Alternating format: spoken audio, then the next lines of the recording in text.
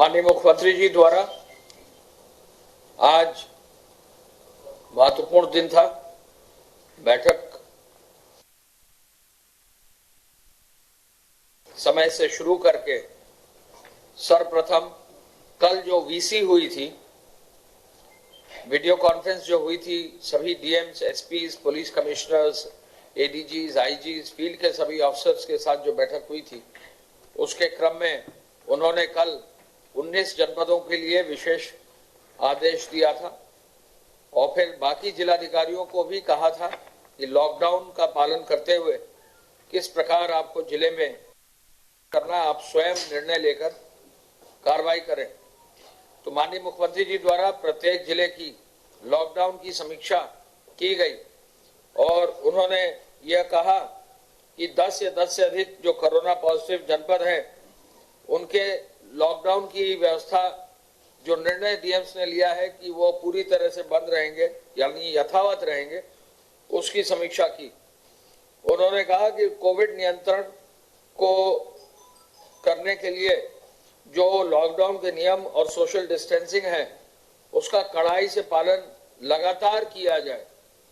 माननीय मुख्यमंत्री जी ने अपने सरकारी आवास पर इस बैठक में यह भी निर्देश दिया कि कोटा राजस्थान से वापस लौटे सभी बच्चों का होम क्वारंटाइन अवश्य किया जाए। आपको मालूम है कि लगभग पिछले 3 दिन में प्रदेश के लगभग 10,500 से अधिक बच्चों को बसों से लाया गया। बसों में आधी संख्या में यात्री रखे गए जिससे कि उनकी सोशल डिस्टेंसिंग बस में रहे। हमारे बॉर्डर पर आने पर, झांसी और आगरा के बॉर्डर पर आने पर उनकी प्रारंभिक मेडिकल जांच भी की गई, स्क्रीनिंग की गई और फिर जिन जनपद थे उन जनपदों में एक एक बच्चे की पुनः मेडिकल टेस्टिंग की गई और उसी कड़ी में फिर उसके बाद जो है टेस्टिंग के बाद उनको क्वारंटाइन में भेजा गया। यह कार्य जो है पिछले 3 दिन में बड़ा सावधानी पूर्वक किया गया है। इस क्रम में मुख्यमंत्री जी ने कहा कि होम क्वारंटाइन किया जाए। उनके कार्यालय में जो सीएम हेल्पलाइन है, सभी बच्चों के मोबाइल नंबर्स भी लिए गए हैं और बच्चों को हिदायत दी जा रही है मोबाइल करके, फोन करके कि वो होम क्वारंटाइन में ही रहें। यह सुनिश्चित किया जाएगा कि ये बच्चे जो आए हैं उनको आरोग्य सेतु ऐप डाउनलोड भी करा दिया जाए और तब उनको घर भेजा जाए। उन्होंने कहा कि किसी भी दशा में जो सुरक्षा चक्र है वो टूटने ना पाए और पूरी सुरक्षा और सतर्कता बरती जाए। पूरे प्रदेश में या पूरे देश में इससे बड़ा ऑपरेशन अभी तक कभी देखने को नहीं मिला है, जहां इतनी संख्या में छात्रों को एक स्थान से पूरे प्रदेश में अलग अलग अपने घर तक पहुंचाया गया है और इसकी व्यापक प्रशंसा भी की गई है। मुख्यमंत्री जी ने निर्देश दिया कि पुलिस बल और पूरी मेडिकल टीम हर हाल में संक्रमण से मुक्त रहे। बिजनौर में एक मामला आया है, उसके लिए उन्होंने पूरी उसकी समीक्षा की और पुलिस विभाग ने पूरा एहतियात लिया है कि जो भी कार्रवाई हो वो सभी जनपदों में इस प्रकार रहे कि कहीं भी संक्रमण के फैलने की चांसेस नहीं रहे। उन्होंने यह भी निर्देश मुख्यमंत्री जी ने किया कि पुलिसकर्मी जो हैं वो सुरक्षा उपकरण लगाकर ही ड्यूटी पर जाएं, मास्क, दस्ताने, शील्ड का अनिवार्य रूप से इस्तेमाल करें। कोविड-19 के रोगियों के उपचार में लगे डॉक्टरों व अन्य चिकित्सा कर्मियों को भी प्रत्येक दशा में संक्रमण से बचाए रखने के लिए उठाने का निर्देश दिया। मुख्यमंत्री जी ने कहा कि जिन राजकीय मेडिकल कॉलेजेस में कोविड-19 के सैंपल की टेस्टिंग सुविधा उपलब्ध नहीं है, वहां टेस्टिंग लैब स्थापित की जाए और राजकीय मेडिकल कॉलेज विहीन मंडल मुख्यालय में भी जिला चिकित्सालय में टेस्टिंग लैब स्थापित की जाए। कोविड फंड से इसकी बैठक आज या कल तक पूरी हो जाएगी और प्रमुख सचिव चिकित्सा शिक्षा जितने भी मेडिकल कॉलेजेस जहां पर अभी लैब, जिन मंडल मुख्यालयों पर लैब्स मेडिकल कॉलेज न होने की वजह से नहीं है, उन सभी जगहों पर जो है कोविड फंड से धनराशि स्वीकृत करके लैब स्थापित करने का निर्णय लेने जा रहे हैं। उन्होंने मुख्यमंत्री जी ने यह भी निर्देश दिया है कि चिकित्सा कर्मियों के प्रशिक्षण और अस्पतालों के संक्रमण में सुरक्षा के सभी उपाय इमरजेंसी सेवाओं के लिए जरूर संचालन शुरू करने से पहले सुनिश्चित किया जाए। उन्होंने यह भी कहा कि मास्टर ट्रेनर्स के माध्यम से आम जनता को भी उपचार की प्राथमिक विधि के बारे में प्रशिक्षित करने के लिए कार्य योजना तैयार की जाए। मुख्यमंत्री जी ने कहा कि डोर स्टेप डिलीवरी में लगे लोगों को भी जांच की जाए। कुछ जगहों पर ऐसी शिकायत मिली थी तो उन्होंने ये आदेश दिया है कि डोर स्टेप डिलीवरी पर भी जो लोग हैं लगे हैं उनकी भी जांच की जाए और बाहर से आने वालों को हर हाल में क्वारंटीन किया जाए। ये लोग भी मास्क लगाएं, सामग्री के वितरण में पूरा एहतियात बरतें। अधिक से अधिक लोगों को ट्रैक करते हुए टेस्टिंग करने का भी निर्देश उन्होंने दिया है। कोरोना संदिग्ध लोगों की अनिवार्य रूप से टेस्टिंग हो और पूल टेस्टिंग को भी प्रोत्साहित किया जाए, यह आदेश भी मुख्यमंत्री जी ने दिया है। माननीय मुख्यमंत्री जी ने कहा कि विभिन्न राज्यों से प्रदेश वापस लौटे श्रमिकों को स्तर पर रोजगार उपलब्ध कराने के लिए कृषि उत्पादन आयुक्त की अध्यक्षता में जो कल कमेटी गठित की और व्यापक रूप से जिसका अखबारों में भी जो है आया है विवरण, जो कल हम लोगों ने बताया था, उसकी बैठक करने का उन्होंने तुरंत निर्देश दिया है कि उसकी कार्य योजना बनाने के कार्य आज ही से शुरू कर दिया जाए और एपीसी साहब शायद आज ही इसकी बैठक कर रहे हैं। उन्होंने यह भी निर्देश दिया कि समिति राष्ट्रीय ग्रामीण आजीविका मिशन और मनरेगा योजना के माध्यम से रोजगार सृजन की संभावनाओं पर भी विचार कर ले। मुख्यमंत्री जी ने कतिपय उद्योगों को संचालित किए जाने के लिए सशर्त अनुमति दी जाने की समीक्षा भी की। अर्थव्यवस्था की स्थिति जो है और बेहतर हो, इसको भी निर्देश दिया। सोशल डिस्टेंसिंग का मानक जरूर पालन किया जाए। कार्य योजना एक्सप्रेसवे के निर्माण के लिए भी कहा गया और मैं बता सकता हूं कि हमारी पूर्वांचल एक्सप्रेसवे, बुंदेलखंड एक्सप्रेसवे और गोरखपुर लिंक एक्सप्रेसवे का कार्य भी कई जगहों पर आज शुरू हो रहा है और उसमें भी जो सोशल डिस्टेंसिंग है उसका पालन किया जा रहा है और कोशिश की जा रही है कि आज ही या कल तक सभी लेबर का मेडिकल चेकअप भी करा लिया जाए, जिससे कि कहीं भी एहतियात में कमी ना हो। उन्होंने प्रमुख सचिव ग्राम विकास को निर्देशित किया कि बुंदेलखंड क्षेत्र में पेयजल की समस्या ना हो, इसके लिए भी कार्रवाई करें और सभी नोडल अधिकारियों को फोन पर उपलब्ध रहकर समस्याओं को सुनने के लिए निर्देशित किया है। यानी जो अन्य प्रदेशों के लिए नोडल अधिकारी हैं, मुख्य सचिव साहब से कहा कि वो सभी नोडल अधिकारी उपलब्ध हैं फोन पर, ये निर्देश दिया। माननीय मुख्यमंत्री जी, आप सबको विदित है कि उन्होंने एक प्रेस नोट जारी किया है। उनके आज पूज्य पिताजी की कैलाशवासी होने पर स्वयं उन्होंने दुख और शोक व्यक्त किया है।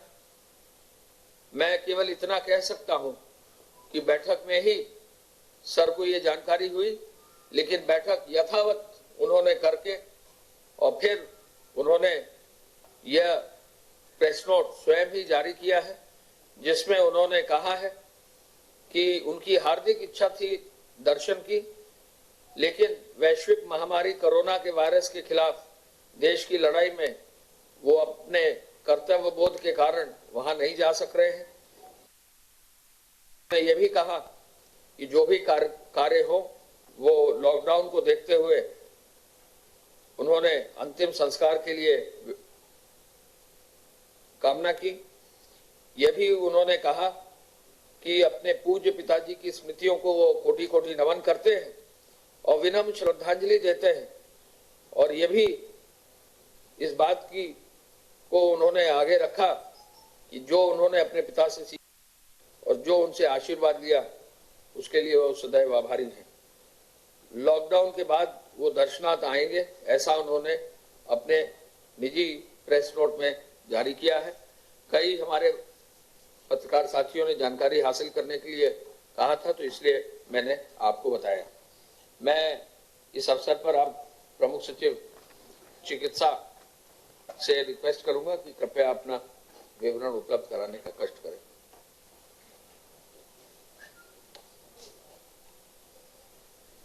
धन्यवाद। प्रदेश में इस समय कुल एक्टिव इन्फेक्शन के केसेस 1030 हैं। 1030 कुल केसेस जो अभी तक हुए हैं वो 1176 उसमें से 1030 एक्टिव इन्फेक्शन के केसेस इस समय हैं। 100 हो चुके हैं। जो इन्फेक्शन है ये अब तक 52 जिलों से इन्फेक्शन के प्रकरण सामने आए हैं। आज 3 नए जिले इसमें जुड़े हैं जो कि मऊ, एटा और सुल्तानपुर, इन 3 जिलों से इन्फेक्शन की नई सूचना आई है।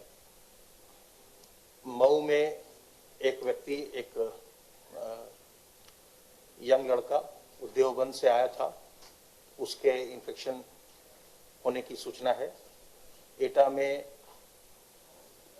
कुछ लोग जो आगरा के पारस हॉस्पिटल से उन्होंने ट्रीटमेंट करवाया था। आप जानते हैं कि आगरा में जो पारस हॉस्पिटल है उससे बहुत सारे लोगों को वहाँ से इन्फेक्शन हुआ है, तो वो एटा में उससे लिंक्ड केस है। और सुल्तानपुर में ये लोग दिल्ली से लौटे थे, उसके बाद इनको क्वारंटाइन करके इनका किया गया था, टेस्ट करवाया गया तो इन्फेक्शन आया है। 8 जिले ऐसे हैं जिनमें कि जो इन्फेक्टेड थे, जिनमें एक्टिव इन्फेक्शन अब इस समय 0 है और लगातार उन पर निगरानी की जा रही है, लगातार सैंपलिंग वहाँ की जा रही है। जो भी जनपद, जहाँ भी जो हॉट स्पॉट्स हैं, जहाँ भी इन्फेक्शन के केसेस आते हैं तो उसका हॉट स्पॉट डिक्लेयर करते हैं। तो अगर 14 दिनों तक उस एरिया से, उस कंटेनमेंट जोन से अगर कोई केस नहीं आए तो वो रेड जोन से ऑरेंज जोन में कन्वर्ट हो जाता है। और अगर 28 दिन तक उस इलाके से कोई केस नहीं आता है इन्फेक्शन का तो वो फिर ग्रीन जोन में कन्वर्ट होता है। तो केस के समाप्त होने के बाद भी हम लोग लगातार इसको वॉच करते रहते हैं। लखनऊ में चूंकि नंबर्स काफी आ गए थे तो यहाँ एक और अस्पताल को L2 के लेवल पर बनाने का निर्णय हुआ है। जो लोकबंधु अस्पताल है उसको शीघ्र ही कोविड हॉस्पिटल में कन्वर्ट किया जाएगा, वो L2 के लेवल पर ऑपरेट करेगा। इसकी अधिसूचना इसकी कर दी गई है। कल 3268 व्यक्तियों की टेस्टिंग हुई, 3268 सैंपल्स टेस्ट किए गए और अभी तक प्रदेश में 32,000 से ज्यादा सैंपल्स की टेस्टिंग हो चुकी है। इस कार्य में भी, टेस्टिंग के काम में और आइसोलेशन के काम में लगातार बढ़ोतरी हो रही है। जो एज डिस्ट्रीब्यूशन है, पेशेंट्स हैं, इन्फेक्टेड लोग हैं, उनका 0 से 20 के बीच 0 to 20 में 19.39%, 21 से 40 के बीच 48.04%, 21 से 40 के बीच 48.04%, 41 से 60 के बीच 24.06% और जो 60 से ऊपर हैं, जो बुजुर्ग लोग हैं, उनका प्रतिशत 8.50%। तो ये जो 60 से ऊपर वाले हैं, इनका हम देख रहे हैं कि लगातार जो डिस्ट्रीब्यूशन में परसेंटेज है वो कम हो रहा है। पहले 10 से ज्यादा था, अब घट के वो 8.5 हो गया है। जो अब बार बार हम लोग आगाह कर रहे हैं कि बुजुर्गों को इसमें हमको प्रोटेक्ट करना है, बचाना है, उसका ये नतीजा दिखाई पड़ रहा है।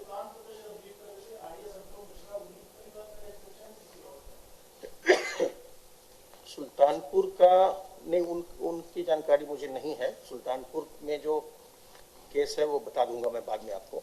ये पुरुष जो हैं, पुरुषों का प्रतिशत 78% है। जैसा आपको हमारे 10,000 आइसोलेशन बेड्स और 15,000 क्वारंटाइन बेड्स हमारे तैयार हैं। और इसके साथ साथ अब हमारे जो एक हमने नई कैटेगरी बनाई है L1 अटैच फैसिलिटी की, वो भी हर जिले में अब तैयार हो रहे हैं। वो वैसे लोगों के लिए है, L1 अटैच फैसिलिटी हम ऐसे पेशेंट्स के लिए बना रहे हैं जो बिल्कुल एसिम्प्टोमेटिक है। जो हमारा एक्सपीरियंस है इस पूरे संक्रमण के दौरान कि 75% मरीज ऐसे हैं जिनको कि किसी प्रकार के कोई लक्षण नहीं आ रहे हैं और फिर समय के साथ फिर उनका संक्रमण जा रहा है।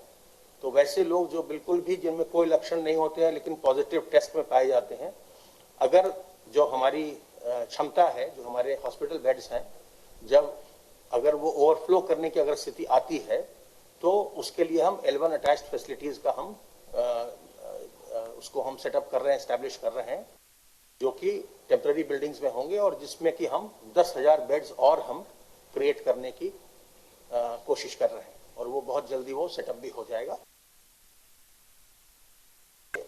टेस्टिंग की, ट्रीटिंग की, क्वारंटाइन करने की वो पूरी अपनी जगह है और आप देख रहे हैं कि लगातार लोग अब जो संक्रमण था उस संक्रमण से मुक्त हो रहे हैं, डिस्चार्ज हो रहे हैं। तो हम लोग ये आशा करते हैं कि धीरे धीरे हम इस संक्रमण को कंट्रोल करने में सफल होंगे। धन्यवाद।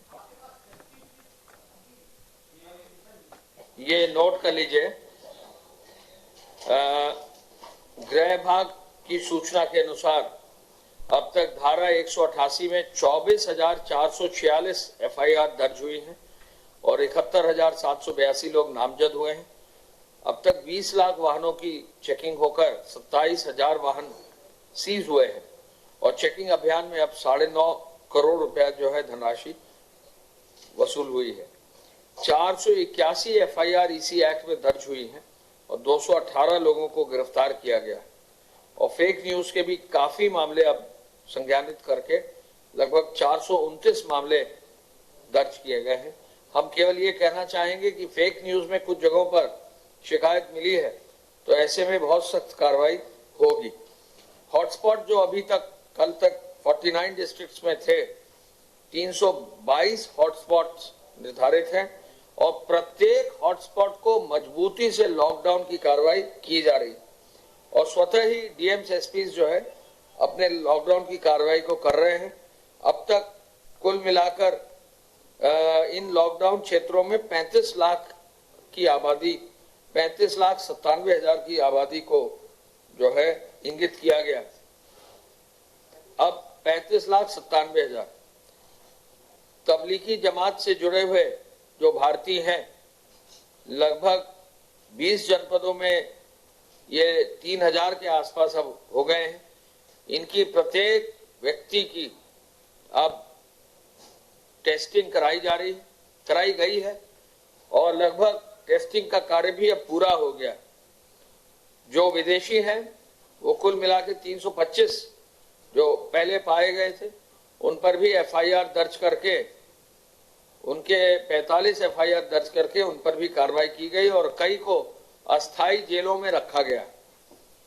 फल सब्जी के वितरण के लिए 46,000 वाहन अब लगा दिए गए हैं और दूध का वितरण कल 35,89,000 लीटर हुआ है। 50,000 से अधिक किराना स्टोर से वितरण का कार्य हुआ है और हमें बताकर खुशी है कि कल पहली बार 13,34,000 फूड पैकेट्स बांटे गए। यानी फूड पैकेट बांटने की जो कार्रवाई है वो 13,34,000 से अधिक हो गई है। प्रतिदिन डोर टू डोर डिलीवरी जो हॉटस्पॉट क्षेत्र हैं उनमें लगभग 2,427 वाहन लगाए गए हैं और उनमें भी डोर टू डोर डिलीवरी में काफी मजबूती से काम हो रहा है। औद्योगिक इकाइयों के माध्यम से 564 करोड़ रुपया 37,160 इकाइयों में 6,676 इकाइयों को चालू किया गया है।